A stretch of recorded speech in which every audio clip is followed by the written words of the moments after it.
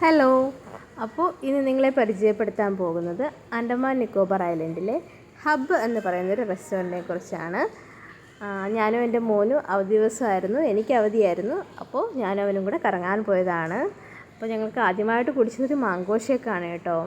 ഒരു mango shake order ചെയ്തോളൂ, ഒരു മാംഗോ ഷേക്കും ഒരു പിസ്സയും ഓർഡർ ചെയ്തു.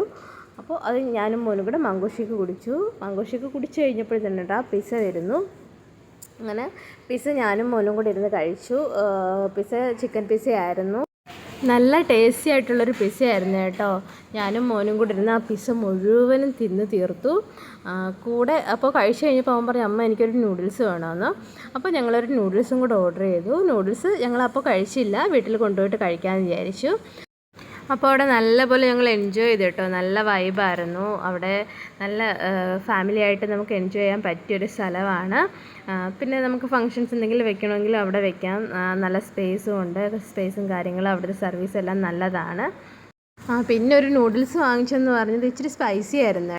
അടുത്ത വീഡിയോയുമായി വീണ്ടും കാണാം. അതുവരയ്ക്കും ബൈ. Thank you.